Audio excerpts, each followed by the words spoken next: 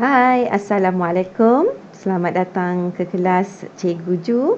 Okey, apa khabar anak-anak murid cikgu pada hari ini? Hari ini kita akan sambung kembali tajuk dalam bidang 1, sejarah dan apresiasi seni visual. Okey, tapi minggu ni kita akan sambung tajuk seni reka. Okey, kamu dah bersedia ke belum? Okey, kalau dah bersedia, kita teruskan dengan PDPC kita pada hari ini. Okey, pada minggu yang lalu kita telah pelajari tentang perkembangan seni visual di Malaysia. Okey, tajuk yang kita akan pelajari pada hari ini ialah tentang sejarah dan apresiasi seni visual dalam seni reka. Baik, lihat skrin yang telah cikgu paparkan dan sekiranya kamu tidak boleh melihat dengan lebih jelas, kamu boleh melihat buku teks kamu. Sejarah dan perkembangan seni reka negara kita agak muda berbanding dengan perkembangan seni halus dan seni kraft. Seni reka terbahagi kepada komunikasi visual, reka bentuk teknologi dan reka bentuk persekitaran. Kewujudan kursus seni reka secara formal menerusi Institut Teknologi MARA yang kini digelar UiTM. Okey, di tempat cikgu belajar dulu. Okey, Universiti Sains Malaysia, Universiti Malaysia Sarawak dan institusi swasta misalnya merupakan titik tolak transformasi terhadap bentuk-bentuk rekaan 2 dimensi atau kita panggil dia 2D dan 3 dimensi 3D sejajar dengan perkembangan sains dan teknologi. Okey, bidang seni reka di negara ini terus berkembang dengan adanya penubuhan Majlis Reka Bentuk Malaysia dan Majlis Inovasi Negara. Beberapa buah institusi seperti Institut Teknologi MARA dan institut swasta telah berjaya melahirkan ramai pereka yang berkaliber. Okey. Cikgu antara salah seorang yang menuntut di UiTM Shah Alam dan mengambil ijazah sarjana muda seni lukis dan seni reka, grafik dan digital media. Baik, kita teruskan. Okey, kita berkenalan pula dengan tokoh dan karya menerusi perkembangan seni reka. Kita tengok siapakah insan-insan hebat ini yang bertanggungjawab memperkembangkan seni reka di negara kita, di Malaysia. Okey, tengok slide yang cikgu telah paparkan. Okey, slide cikgu sama dengan dalam buku teks kamu. Okey, sambil cikgu bercakap, kamu tengok buku teks kamu. Okey. Okey, tokoh yang pertama. Okey, siapa nama dia?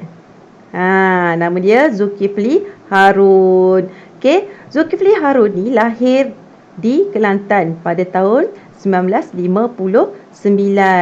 Beliau mendapat pendidikan di Institut Kemahiran MARA, Johor Bahru. Beliau merupakan pereka cipta peralatan berteknologi dalam pelbagai sektor. Okey, dan Zulkifli Harun ni juga pernah menerima anugerah Genius Effort Award pada 1989 dan anugerah Belia Selangor Darul Ehsan pada tahun 1996. Okey. Seterusnya, tokoh yang kedua, ni dalam bidang seni grafik, bidang cikgu, okey. Tokoh yang kedua dalam bidang seni reka grafik ialah Haji Hashim Hassan. Okey, siapakah beliau ni? Okey, Haji Hashim Hassan dilahirkan pada tahun 1938 di negeri mana? Johor juga. Okey, orang Johor ramai yang berseni Okey, telah mendapat pendidikan di Canterbury College of Art, England dan juga University Ohio, USA. Jangan macam-macam ya. Haji Hashim Hassan ni adalah lulusan luar negara. Beliau telah memenangi pertandingan mencipta logo Hari Kebangsaan iaitu pada tahun 1980, 1981, 1983, 1984, 1985. 85 ni tahun cikgu lahir. Okey, 1986, 1987 dan juga pada tahun 1991. Okey, bukan calang-calang orang Haji Hashim Hassan ni. Okey, banyak anugerah yang telah dimenanginya. Dan beliau dikenali sebagai bapa logo Hari Kebangsaan. Ni orang-orang grafik memang kenal dia. Okey, banyak sangat pengorbanan dia, banyak sangat ilmu-ilmunya yang kini dipraktikan. Okey. Okey. Seterusnya kita lihat kepada reka bentuk fashion. Siapa suka fashion kat sini? Okey. Tanpa beliau tak banyaklah fashion kat Malaysia ni. Okey. Seni fashion sangat penting pada kehidupan seharian kita. Okey. Kerana dengan seni fashion itulah akan menunjukkan penampilan diri kita. Okey. Orang melihat kita melalui penampilan kita. Jadi tokoh kali ni penting untuk penampilan kita, penting dalam dunia reka fashion. Okey, siapa dia? Okey, tengok dalam buku kamu. Tokoh yang dimaksudkan ialah tokoh reka bentuk fashion iaitu Datuk Jimmy Choo. Datuk Jimmy Choo dia cipta apa? Dia tak cipta pakaian, dia tak cipta fashion, tapi dia mencipta penampilan dari segi kasut. Nampak dia pegang kasut tak? Okey, dia pegang kasut. Okey. Beliau lahir pada tahun bila dia lahir? Okey, tahun 1961 di negeri Pulau Pinang. Okey, ada wakil Pulau Pinang. Ingat Jimmy Choo ni lahir di Pulau Pinang. Okey. Beliau telah mendapat pendidikan di London College of Fashion. Dia belajar dekat London College of Fashion. Dan beliau juga pernah memenangi ataupun menerima anugerah gelaran profesor dari University of the Arts London atas sumbangannya dalam bidang fashion. Dia punya effort dia punya sumbangan dia sampai diberi gelaran profesor. Bukan calon-calon universiti yang memanggil dia profesor ya. Ni University of the Art London. Okey, bagi anugerah pada Datuk Jimmy Choo. Okey. Selain daripada itu, beliau juga pernah mendapat anugerah, anugerah Order of the British Empire, knighthood pada Queen Elizabeth II, England pada tahun 2002. Wow, hebatnya dia. Kita reka kasut pun dia terkenal di serata dunia hanya dengan rekaan kasut. Nampak betapa pentingnya seni reka dalam kehidupan kita. Okey. Seni reka dari mana? Dari seni. Jadi begitu penting kesenian, pendidikan seni dalam kehidupan kita, memberi impak yang besar. Okey, walaupun hanya sepasang kasut. Okey, next kita berkenalan dengan tokoh seterusnya. Okey. Tengok pada paparan buku teks kamu. Okey. Tokoh yang berikutnya ialah tokoh seni reka animasi. Tadi kita kenal dengan tokoh rekaan kasut. Okey, kita berkenalan pula dengan tokoh reka animasi iaitu Hassan Abdul Muttalib. Okey. Hassan Abdul Muttalib dilahirkan pada tahun 1945. Kat negeri mana? Dia dilahirkan di negeri Kedah Darul Aman. Hampir mana kan orang Kedah mai. Okey, beliau mendapat pendidikan sehingga SPM, tetapi beliau lebih meminati bidang animasi. Okey, beliau merupakan beliau pengurusi Persatuan Animasi Malaysia dan mendapat pendidikan sehingga beliau merupakan pengurusi Persatuan Animasi Malaysia dan beliau juga pernah dianugerahkan anugerah Seri Angkasa. Seri Angkasa bagi kategori idea terbaik dan trailer terbaik untuk animasi pendek iaitu Sang Kancil dan Sang Buaya, juga Sang Kancil dan Monyet. Pada zaman dulu kita ada TV pendidikan. Tayangan selalu ada cerita Sang Kancil dan Sang Buaya ni, juga Sang Kancil dan juga Sang Monyet. Kalau kamu nak tahu macam mana watak animasi tu, kamu boleh google kat internet. Google kat internet, tengok macam manakah animasi pendek Sang Kancil dan Sang Buaya tu. Okey. Yang seterusnya adalah tokoh komunikasi visual. Tokoh komunikasi visual ni bernama Ahmad Haji Zainuddin. Dan untuk pengetahuan anak-anak murid cikgu pernah menuntut, cikgu pernah menuntut dengan saya pernah menuntut dengan Ahmad Haji Zainuddin ataupun di kalangan pelajar-pelajar grafik, penuntut-penuntut grafik, dia dikenali sebagai Tok Mat. Kami panggil dia Tok Mat. Okey, kat mana Tok Mat dilahirkan? Tok Mat ni orang Khoi, orang Pahang, okey, yang lahir pada tahun 1950. Okey, Ahmad Haji Zainuddin ni mendapat ijazah kedoktoran. Dari mana? Dari Manchester Metropolitan University dekat England. Dia mendapat ijazah dari luar negara. Okey, juga dia pernah berkhidmat sebagai profesor di UCSI University Malaysia. Okey. Ahmad Haji Zainuddin juga merupakan pengerusi Majlis Reka Bentuk Malaysia MRM dan juga ahli Majlis Profesor Negara dan pakar seni grafik dalam kluster industri dan inovasi. Dia bukan kaleng-kaleng, dia sangat hebat.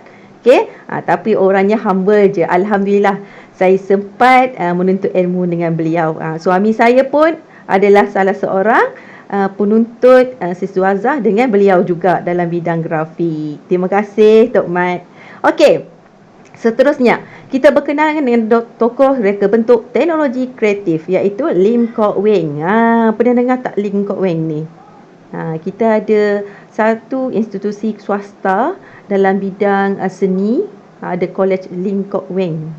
Tapi saya tak pasti ada kaitan tak dengan dia. Mari kita tengok maklumat-maklumat beliau. Okey. Lim Kok Weng dilahirkan pada tahun 1946 di Kuala Lumpur, pelopor dan juga Presiden Lim Kok Weng University. Kan saya dah kata tadi ada universiti atau institut Lim Kok Weng. Okey. Dialah rupanya presiden dia. Okey. Menerima banyak penghargaan seperti anugerah Father of Innovation in Africa. Dekat Afrika dia menang dalam The Beast Awards 2014 di Texas, USA. Kalau kita tengok tokoh-tokoh dalam bidang seni reka ni bukan sebarangan tokoh. Mereka kebanyakannya mendapat ijazah dan penghargaan daripada luar negara. Okey, hebat tak orang seni? Hebat, walaupun seni. Okey. Selain kita mengenali tentang tokoh-tokoh yang ada dalam bidang seni reka, kita perlu juga mengetahui tentang pertubuhan dan juga persatuan. Okey, perkembangan seni reka digiatkan dengan penubuhan Majlis Reka Bentuk Malaysia. Jadi presiden dia siapa tadi? Cikgu baru je sebut tadi. Ahmad Haji Zainuddin. Okey. Dan Majlis Inovasi Negara. Okey, kita tengok apakah function dua pertubuhan ini. Tengok dalam buku teks kamu ya. Okey, Majlis Reka Bentuk Malaysia ditubuhkan pada tahun 1993, terletak di bawah pengawasan Kementerian Sains, Teknologi dan Inovasi, dan Majlis Reka Bentuk Malaysia ini bertujuan untuk membuka masa depan inovasi dan reka bentuk di Malaysia. Okey, tengok matlamat dia. Nak buka masa depan inovasi dan reka bentuk di Malaysia. Okey. Seterusnya kita tengok Majlis Inovasi Negara. Okey, tadi dah ada reka bentuk. Okey, kita dah ada Majlis Reka Bentuk Malaysia. Sekarang ni kita tengok ada Majlis Inovasi Negara. Okey, apa Majlis Inovasi Negara ni? Okey. Majlis Inovasi Negara ni ditubuhkan pada tahun 2007. Dia terletak di bawah pengawasan Kementerian Sains, Teknologi dan Inovasi. Sama juga dengan Majlis Reka Bentuk tadi. Okey, ini tujuan dia untuk membentuk dan melaksanakan agenda inovasi negara yang lebih mantap. Nak lebih mantap, dia tubuhkan inovasi negara. Betapa pentingnya kreativiti di Malaysia ni. Nampak tak kepentingan orang-orang seni ni di Malaysia? Okey, tanpa kreativiti tak ada lah inovasi. Betul tak? Okey, teruskan lagi kita PDPC pada hari ini. Okey, kita tengok pula institusi seni. Okey. Cikgu nak ubah tempat duduk jap. Penat. Okey. Institusi awam dan swasta. Okey, institusi seni ini terbahagi kepada dua, iaitu institusi awam dan juga institusi swasta. Institusi ini bertanggungjawab dalam mengembangkan bidang seni reka di Malaysia. Okey. Antara institusi yang memberi pendidikan formal dalam bidang seni reka ialah yang pertama, Institut Teknologi MARA. Okey, sekarang dikenali sebagai UiTM MARA. UiTM dengan kewujudan Jabatan Seni Lukis dan Seni Reka pada tahun 1967. Cikgu lah antara orang-orang yang belajar di Universiti Teknologi MARA. Cikgu belajar di UiTM Shah Alam. Masih lagi dalam Jabatan Seni Lukis dan Seni Reka, Grafik dan Digital Media. Selain daripada institusi UiTM, universiti awam yang lain seperti Universiti Sains Malaysia, Universiti Malaysia Kelantan, Universiti Putra Malaysia, Universiti Tun Hussein On dan juga Universiti Malaysia Sarawak juga menawarkan bidang seni reka ini. Bukan UiTM je, ada universiti awam lain yang turut menawarkan bidang seni reka. Seterusnya kita pergi pada institusi pendidikan tinggi swasta. Tadi kita kenali dengan awam. Kalau kat swasta pun ada seperti Center for Advanced Design, Malaysian Institute of Art dan Lim Kok Weng University of Creative Technology. Budak-budak ataupun student-student Lim Kok Weng pun bagus dalam bidang seni reka dia. Sangat bagus. Seterusnya, kita dah tahu tentang seni reka, kita dah kenal tokoh seni reka, kita dah tahu pertubuhan ataupun institut yang menawarkan seni reka. Sekarang dah bersedia ke? Ataupun dah penat? Kalau dah penat, kita take 5. Kita akan teruskan dengan seni craft. Kita tengok apa yang terkandung dalam seni craft. Sejarah seni craft di Malaysia boleh dikaitkan dengan kerja tangan yang diusahakan oleh masyarakat Melayu Kelantan, Terengganu, Pahang, sekitar pada tahun 1780-an. Dah lama dah seni craft ni berkembang di negeri pantai timur. Ingat kalau sebut seni craft, dia terkenal di pantai timur seperti Kelantan, Terengganu dan juga Pahang. Contoh hasil rekaan mereka ialah keris, perahu payang, wau dan juga gasing. Seni craft tradisi mengandungi unsur-unsur kebudayaan penciptanya yang berupa hiasan. Kedatangan imigrasi luar seperti kaum Cina dan India telah mempengaruhi rekaan tempatan. Proses asimilasi budaya ini terlihat pada rekaan seperti ukiran kayu, sulaman dan juga barang kemas. Boleh dapat? Next. Ni dalam buku teks kamu Kamu boleh tengok dalam buku teks kamu. Kenali dahulu tokoh karya dan juga perkembangan seni craft di Malaysia. Apa yang dikatakan dengan seni craft? Seni craft merupakan bidang yang memerlukan daya cipta dan kemahiran menggunakan tangan. Bidang craft ini boleh dibahagikan kepada dua, iaitu seni craft tradisional dan juga seni craft moden. Seni craft tradisional, seni craft tradisional termasuklah tekatan, batik, tembikar, ukiran kayu, tenunan, anyaman dan juga tekatan. Tengok contoh sebelah tu sebelah tu ada contoh tekatan. Yang seterusnya kita tengok kepada seni craft moden. Dalam seni craft moden kita ada teknik quilling. Teknik quilling, seni kertas, craft sabun, craft manik, craft lilin dan juga craft tali. Boleh faham? Kita pergi ke slide yang berikutnya. Dalam seni craft ini, kita akan mengenali lebih lanjut orang yang bertanggungjawab ataupun tokoh yang bertanggungjawab di dalam seni craft. Tokoh di dalam seni craft kita panggil dia adi guru. Ingat tokoh dalam bidang seni craft dipanggil adi guru. So, siapakah adi guru ni? Adi guru dan produk seseorang yang pakar dan mahir dalam menghasilkan sesuatu craft dikenali sebagai adi guru. Sumbangan mereka sangat penting bagi mempertahankan seni warisan negara. Justeru sebagai menghargai sumbangan mereka, kerajaan telah mewujudkan anugerah tokoh craft negara dan adi guru kraft. Dalam bidang kraft, terdapat beberapa orang adik guru yang terkenal. Antaranya ialah tokoh-tokoh berikut. Calon-calonnya ialah, okey, tak adalah. Okey, antaranya ialah, tengok okey, semua ni dalam buku teks kamu. Okey, dalam buku teks kamu ada gambar ni. Yang pertama, seni kraft batik. Okey, siapakah tokoh dalam seni kraft batik? Tengok. Tokoh dalam seni kraft batik ialah Yusof Haji Abdullah. Dilahirkan di Kelantan pada tahun 1928. Pernah mengikuti kursus seni kreatif di Universiti Sains Malaysia. Perekaannya menampilkan budaya masyarakat Pantai Timur. Pernah mengadakan pameran lukisan batik di Moskow pada tahun 1978. Dan pernah menjadi penceramah di pusat pengajian tinggi di dalam dan luar negara. Hebat kan? Walaupun sekadar kepakaran dalam bidang batik, tapi tahap dia dah international. Okey.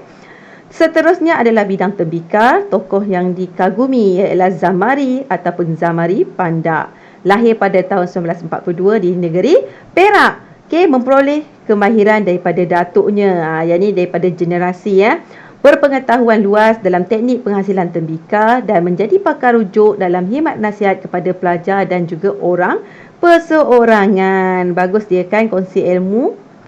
Okey, Zamri Pandak juga pernah menerima anugerah Seal of Excellence daripada UNESCO pada tahun 2002. Okey, beliau juga pernah dianugerahi sebagai Adi Guru Kraft Labu Sayung pada tahun 2007. Jadi, ingat Labu Sayung, ingatlah Zamri Pandak. Okey, seterusnya dalam bidang ukiran kayu. Tokohnya Haji Abdul Rahman Long. Dilahirkan di negeri Terengganu pada tahun 1943.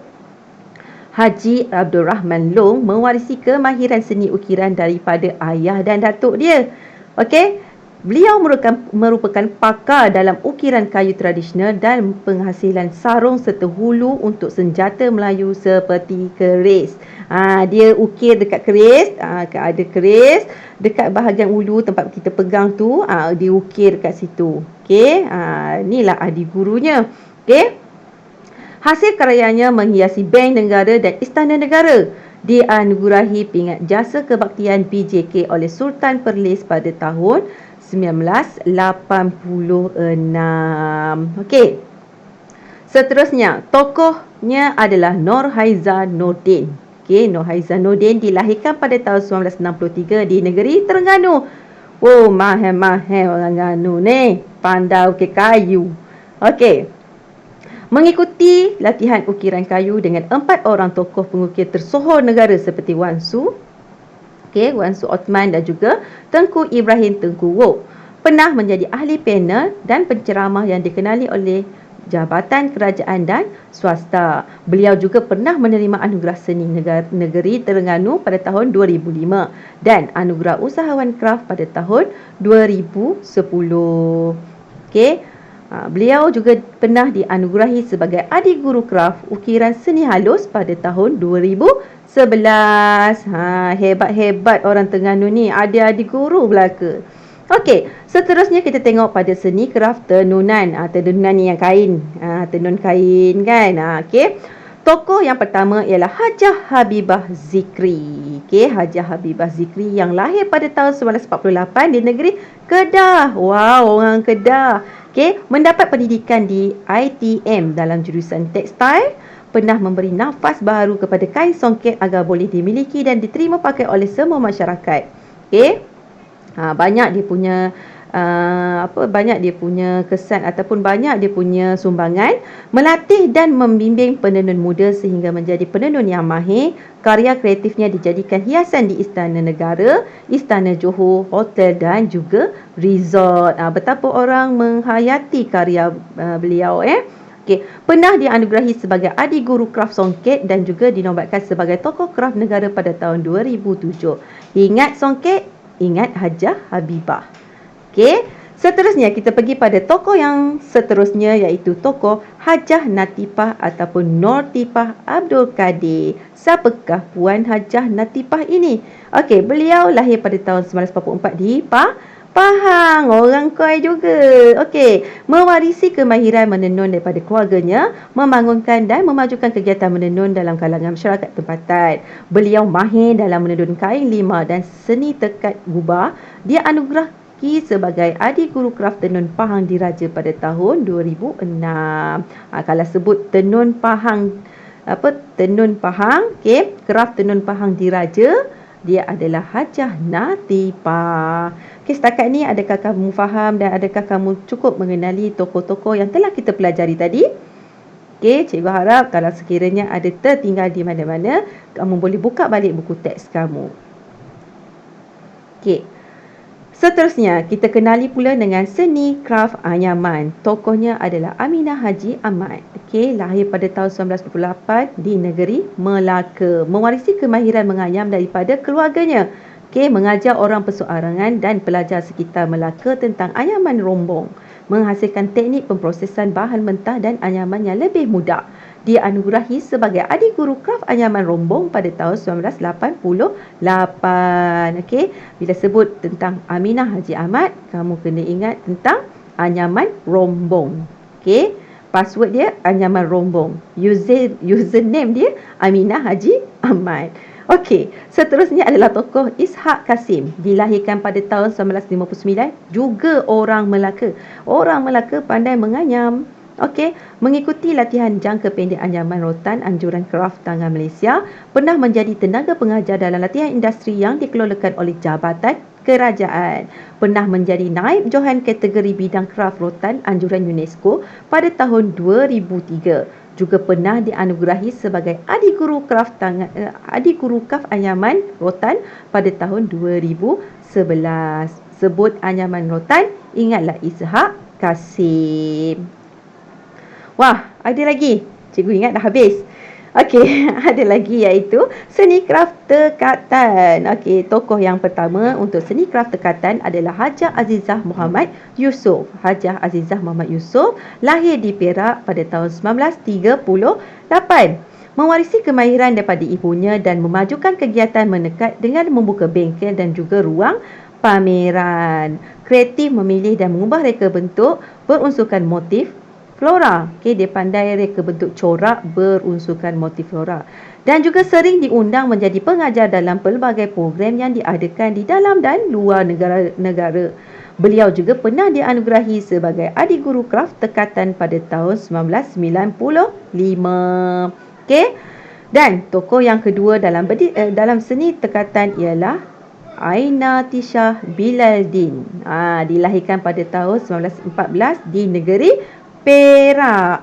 Mempelajari seni tekat daripada ibu dan neneknya, mempunyai produk kreatifnya sendiri, mendapat tempahan daripada masyarakat setempat, kerabat diraja juga pembesar istana. Okey, beliau juga pernah dianugerahi sebagai Adik Guru Kraf Tekatan pada tahun 1987. Okey, ramai tokoh yang kita perlu kenal. Okey, kita tengok pula seni kraf punya institusi. Tadi kita kenali tokoh seni kraf, sekarang kita kena kenali dulu institusi seni kraf. Okey. Dalam institusi seni kraf, kepelbagaian bidang kraf di Malaysia turut menggalakkan penubuhan beberapa institusi bagi mengembangkan industri kraf ini. Antaranya institusi tersebut ialah Perbadanan Kemajuan Kraf Tangan Malaysia dan juga Institut Kraf Negara. Maksudnya bila ada kraf ataupun adanya sesuatu hasil seni itu, maka akan wujudnya institusi dia. Okey, persatuan dan institusi dia. Okay, kita tengok. Okey, antara institusi kraf yang terkenal di Malaysia ialah yang pertama, kamu tengok dalam buku teks kamu, foto 1.1, iaitu Perbadanan Kemajuan Kraf Tangan Malaysia. Okey, yang ditubuhkan pada 1 Oktober 1979. Okey. Apakah tujuan dia? Apakah peranan Perbadanan Kemajuan Kraf Tangan Malaysia? Okey, peranan dia memelihara dan melindungi warisan kraf negara sebagai satu industri yang berdaya maju dan mantap dalam pasaran tempatan dan antarabangsa. Seterusnya, tengok ke atas saya. Okey. Okey, tengok ya. Okey. Yang ke atas tu adalah foto 1.2, iaitu Institut Kraf negara. Okey, ditubuhkan pada bulan Ogos tahun 2001. Peranan dia bertanggungjawab melahirkan modal insan yang berkemahiran, berilmu pengetahuan, menguasai teknologi dan juga peka terhadap warisan kraf. Adanya dua institusi kraf ni supaya melindungi dan tujuan dia juga untuk melahirkan modal insan berkemahiran. Maksudnya kalau kita ada kemahiran, kita boleh memperkembangkan kemahiran kita tu, okey, dan boleh menjadi punca pendapatan kita. Okey, faham? Okey, seterusnya. Yang ini yang ditunggu-tunggu. Okey. Kamu buka muka surat 13. Okey, buka buku teks muka surat 13. Okey, dah buka ke belum? Okey, buka dah. Dapat dah. Okey. Muka surat 13 ada soalan informatif. Okey, bagi sesiapa yang tak ada buku teks, cikgu bacakan dekat sini dan kamu tulis dalam buku latihan pendidikan seni visual. Baiklah. Soalan yang pertama ialah isi tempat kosong dengan jawapan yang betul. A. Muhammad Hussein Enas ialah pelukis khusus dalam seni tet. B. Komunikasi visual merupakan satu bidang yang terdapat dalam tet. C. Tokoh tet digelar bapa logo Hari Kebangsaan. Okey, itu soalan 1. Soalan 2. Berikan 3 bidang seni kraf tradisional. Soalan 3. Apakah tujuan penubuhan Persatuan Pelukis Malaysia pada tahun 1978? Soalan 4. Apakah peranan adik guru dalam seni kraf di Malaysia? Dan soalan yang terakhir ialah namakan 2 tokoh dalam kraf anyaman yang anda tahu. Okey, dah siap? Okey, kamu salin dan kamu jawab dalam buku. Buku apa? Buku latihan PSV. Tuliskan tarikh, tuliskan hari dan salin soalan dan jawapan. Dah siap semua? Seperti biasa, snap dan WhatsApp dekat cikgu. Okey, faham? Jelas? Okey, dah siap, jangan lupa hantar. Okey, cikgu pun dah penat, kamu pun penat. Jadi kita take file dan kita rehat dulu. Kita akan jumpa lagi pada PDPC akan datang dengan tajuk yang baru. Sekian, terima kasih, jumpa lagi dan jaga diri. Jaga SOP. Semoga kita berjumpa lagi. Bye. Assalamualaikum.